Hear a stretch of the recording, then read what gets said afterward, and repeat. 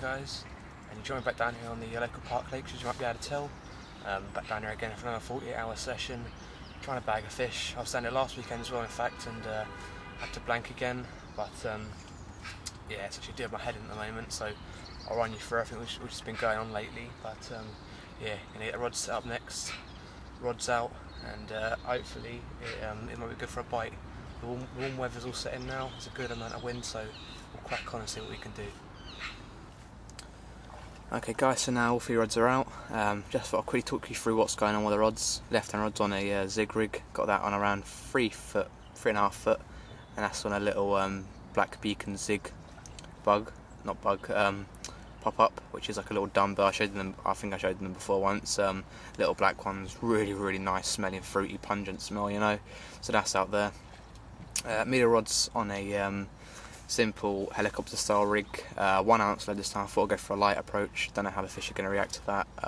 See, I've had a bite actually in here. Last 40-hour session in here, I had a run down over by the snags, so it's definitely an indication that the fish are around. Lifted into it and there was nothing on the other end. It's definitely a fish though, because there was no sign of tufties, coots or anything like that. So that's what I put it down to. As I said, middle rod helicopter style rig. I got non-coated braided material there, so it's just supple braid all the way through except for on the loop, and 2 grains of putty, simple blowback style, which I'll do pretty much on my rigs. That's on a red squid tangerine bottom bait, like so. I got one of them on a little dumbbell and just tipped it off with a red squid pop-up, beacon pucker pop-up. Just cut that in half, tipped it off, so it's more or less like a critically balanced bait. And what I did, moulded a bit of paste around that and added a little bag of pellet, so that's going to be nice and attraction created. You know, I've been baiting up that spot still for a good couple of weeks now, so with any luck it might produce a fish. Then I'm moving on to the right hand rod. That's on a solid bag, and that's down by the snags down here to the right of me, pretty much where that coot is at the moment, a bit further out actually, but yeah, that's where the rods are positioned at the moment. In the side bag itself, I've just got a mixture of breadcrumb, boilie, and just a bit of the autumn pellet. I've also, for the hook bait itself, simple bottom bait, tipped off with a nice smaller red squid tangerine pop-up 10mm.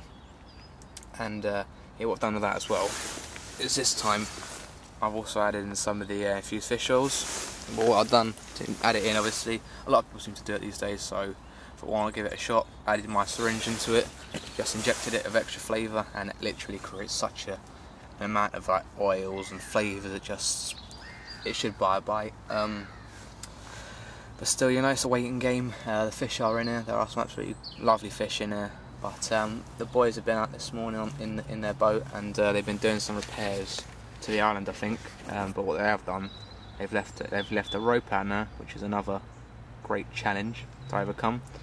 I can't actually believe they actually keep doing this now. It's actually taking the pee, to be honest with you. They keep putting bloody ropes out everywhere on these lakes. Soon there won't be a lake without a rope on it. So yeah, another great feature. But well, we'll see, find out how that fares. Let's see. If I do blank this session, what I decided to do is next weekend I'm going to head up to sort of a Runswater bird screen fisheries over in Ongar, Essex. Hopefully I might have some success over there. There's a good head of fish over there, so should be able to buy a few bites. But I'm trying to focus on this water as much as possible, to be honest. Done a lot of markering up in this place, finding out all the depths. Found a nice little bowl which is around 9.5 foot or so. So there's a nice deep feature in this lake, and yeah, it's finding out what's going on in this lake, to be honest with you. So we'll update you guys with what goes on later on. Okay.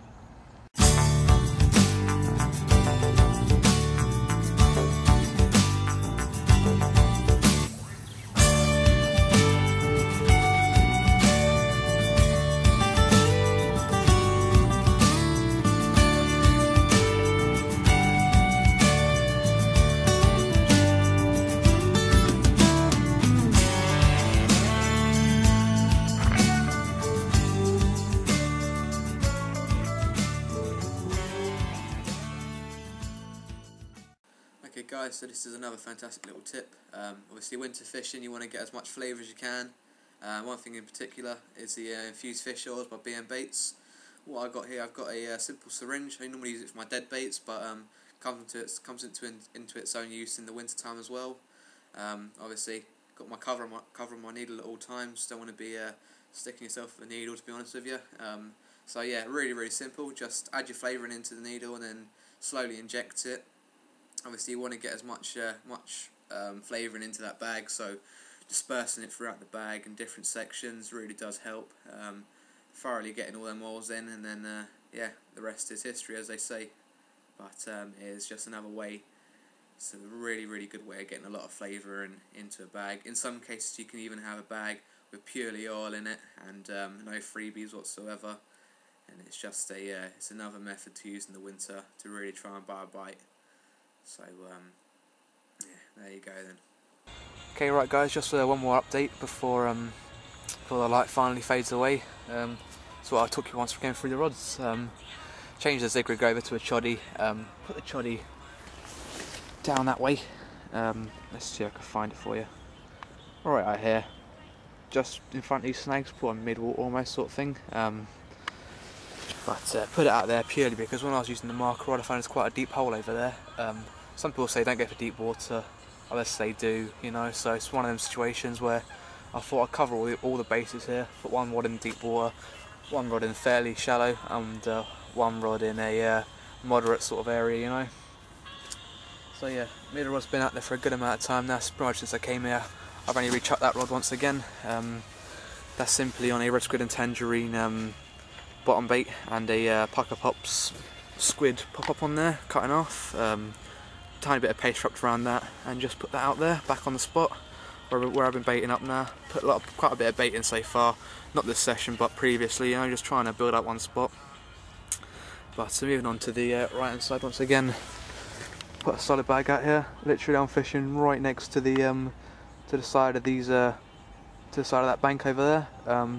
It's actually quite deep over there. It's actually around 7 foot, so it's quite surprising how deep it is over there. But yeah, that's the sort of depth. What I'm doing with that solid bag, bring it over here quickly. This is a little mix that I got. It's a nice combination of autumn pellet. I've got some tangerine and butyric acid pop-ups in there, which I've just crushed up slightly with a set of forceps. Breadcrumb, red squid tangerine boilies. Just trying to add as much flavour as I can to this sort of to this scenario. And what I got over there, 2 small 10mm pop-ups, like I was using back at Monk's Lakes once again. Just thought I'd try and see if I can't win a bite with a little bait like that. So yeah, it's going to stand up for a little while. So yeah, we'll see how things go, and I'll update you guys hopefully throughout the night or in the morning. Okay. Okay guys, so I quickly thought I might just show you some of the BM Baits autumn pellet and a couple of the carp craze foam nuggets and how it aids them in a small carp craze mesh bag. As you can see, they're totally buoyant. Obviously submerged underwater with a lead weight, it'll be pinned down. But as you can see, what will happen is you'll keep the buoyancy up there, hook bait can rest underneath. Slowly the mesh will start to dissolve and then the pellets will be able to disperse. This takes a little bit of time, but eventually, as you can see, just start to trickle out, become nice and scattered. Obviously the hook bait will sit right underneath as soon as that mesh does break apart, but they really do fall really nicely through the water columns and yeah, just disperse perfectly. Of course, at the same time, as soon as all them pellets have gone, you still have the foam nuggets to act as a visual aid if you want to scatter any boilers over the top. So give it a go, guys.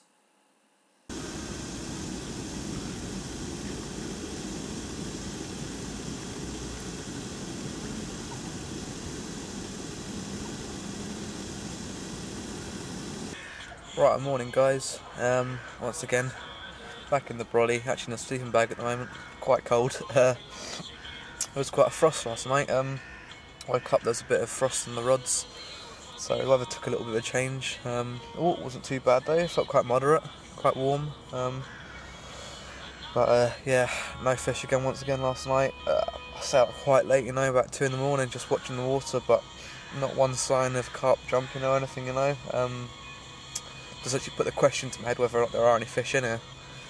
Just turn this off. There you go. But yeah, it's quite a nightmare. I had my mate Charlie come down again once again last night. He brought down the battery pack, and he bought me some secret ammo, Pepper Army. It's a very, very good winter bait. It can bring you that fish if you really need one. So I stuck one out in a little carp solid bag, just filled up with all sorts of goodies once again. A load of red squid and tangerine, crushed up boilie, just a few little freebies scattered over there, which I just used the catapult to get over there. But yeah, it's looking tough. I wasn't really expecting this on this water. Thought it'd be a lot easier, but I have been told actually that they have recently cleaned the lakes, so that could be one of the issues while the fish aren't either up for food or they couldn't actually not be. No one actually really knows what the actual issue is at the moment. People have been saying they haven't had bites for ages in this lake, so it's looking it's going to be tough. I reckon I might have to turn off this lake for a little while, just keep baiting it, and just keep off it until it actually starts up again. But yeah, got another night, so fingers crossed. Gonna keep changing things around, and hopefully it might bring a bite sooner or later. So yeah, see how things go.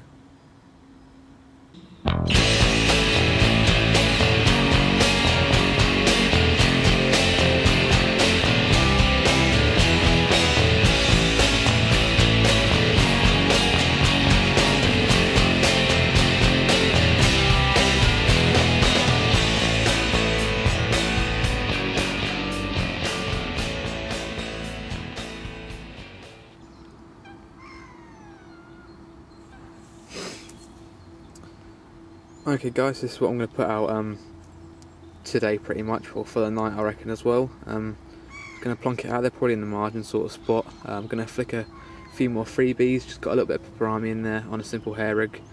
A little lead in there as well, really small as you can tell. I literally haven't used much of a little bag at all. Put a load of some of the salmon glug in there, pure salmon.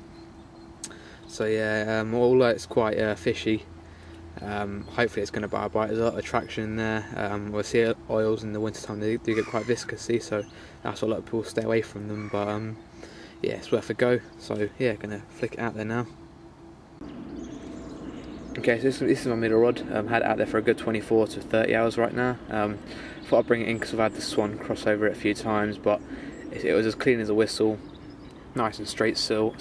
I don't know if you can see this, but all of that, it's all supple braid, except for the knot, just to keep the knot itself all intact. But all of that's all supple, because what will happen, if this rig does get dragged into the silt, you'll always have a good 3-4 inches all left out of the silt, which will just lay there perfectly all over the contours as well, because it's nice and supple. It's the Fox Gore-Tex that sits there nice and perfectly over any debris. But down to the bait here, what I've simply done, got a red squid pop-up.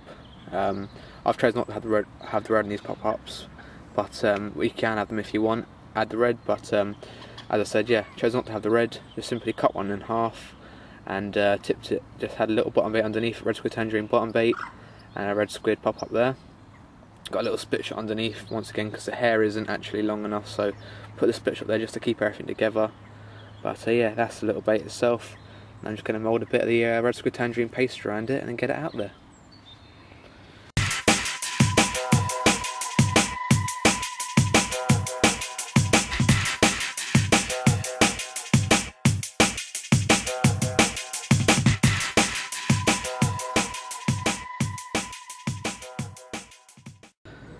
There we go, that's the finished article. Now it's ready to put out there.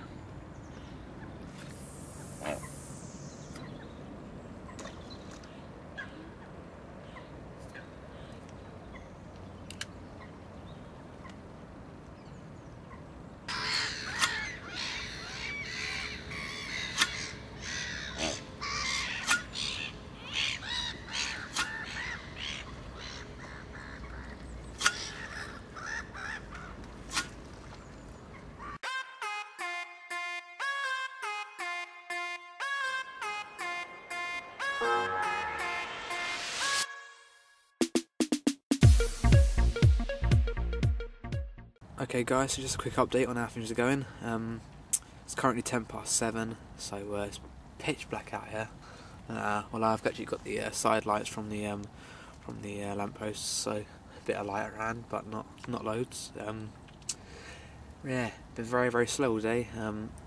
No signs of carp once again. Just been very, very vigilant, trying to watch the water, trying to find any signs of bubbles, anything. Got a bit of a cold coming on, to be honest with you, so I might sound a little bit bunged up, so sorry about that. But yeah, it's just been an absolute nightmare, to be honest with you. I've been trying everything. Pepperami hasn't really worked as I thought it might do, but yeah, put the right hand rod back out again, another solid bag. This time put a load of the autumn pellet in there, and a couple of crushed up tangerine and beach acid pop-ups. All of that was pretty much purified, all in a quarter crusher. Just got one of them the other day, so I thought I'd give it a whirl. Just broke down the pellets a little bit more. This time of year pellets do take a while to release their oils and everything else, so breaking them down can always help you out there. Also added a couple of the old red squid tangerine bottom baits, just once again crushed them up to a nice consistency and then put them out. And yeah, that's that rod anyway. That's got 2 little 10mm tangerine and beach acid pop-ups in it, so nice little pop-up presentation rig, nice little mouthful. I've learned quite a bit from this water, to be honest with you. Primarily from the anglers. They've a lot of the new fish down there. They've had one of them's had a 30 out of here 4 times, so he knows the water fairly well. You know, he's a very very well known angler to this water, for catching his carp at least. You know, so he knows this water back to front. So he's given me some advice. Put my rods where he told me to put them, and yeah, what I can do now is keep my fingers crossed. But let's see how things go anyway, and I'll probably see you guys in the morning. Okay guys, so one thing in particular that I've always found quite a bugger is the front drags, especially on the reels which I've got here. Creating a conversion is really simple. Got a little video here I'm going to show you, and yeah, hopefully it might help you guys as well. Alright guys, so as I said, I'm going to quickly show you how to convert your cap into quick drag. Obviously, take your cap off. You've got 2 simple screws. Simply take both of them off, and once you've done that, then you'll be left with the internals of the actual piece. Keep them screws to one side. They do come in handy when you want to put the thing back together. So yeah, keep them nice and safe. So then you want to simply take off the plastic cap. And inside you'll have a washer, a spring, and a type of nut. Take off the spring, and that's the one piece which does keep it all tight. That's the main part which more or less takes it from quick drag to a more fiddly part. What I have found is on them reels in particular, the bit that I just showed you, it does actually tend to break off, which means that you actually lose the sound that you would normally expect when you are doing the drag. If you also are curious, then that is normally the part which normally breaks off. It's a 4 Daiwas material, but then obviously once you've taken the spring out, put that to one side as well, just in case you want it. It's a simple case of realigning the 2 plastic wings, and then simply adding back on the screws. So it's as simple as that, and then you have the ability to have an even quicker drag instead of having to fiddle around.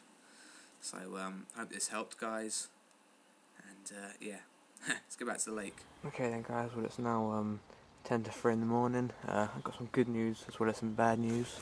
The good news is I've got fish. The bad news, if you can see, there you go, it's a bream.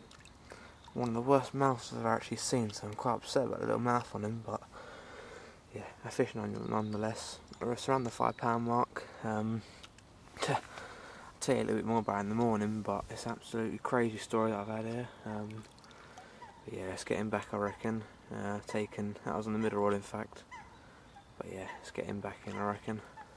Okay, well, good morning, guys. Been up pretty much ever since I had that fish, just watching the rods, purely down to one reason. That fish in fact came out more or less on the left hand rod, even though it took the middle rod. Reliable old Fox Micron SX Digitals decided to let me down.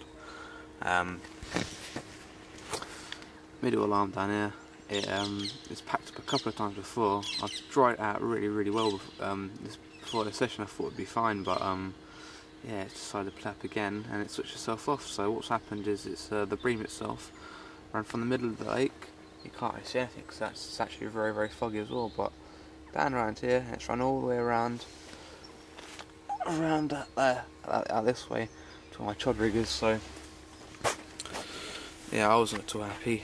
Gonna have to correct that before I come back out, obviously, because that's not very acceptable. I mean, if it was a carp, in fact, it could have just torn off into the snags and that would have been that all gone.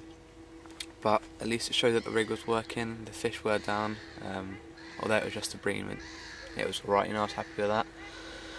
But it seems to be, as always, wherever I go, they seem to follow. Well, I sort of 5-pounder though, but yeah, that water was freezing cold as well last night. Just touched it and yeah, absolutely freezing. But good indications. Well, I rechucked all the rods and, as soon as I had that fish, purely just out of my own feeling that it might have been a good idea, so that's what I did. And yeah, waiting for another bite really. I'm off at around 12:30. So time right now, give me a sec. It is 8:15, so got a few more hours more or less, you know, to go. So just bide my time and hopefully might be able to bag one more.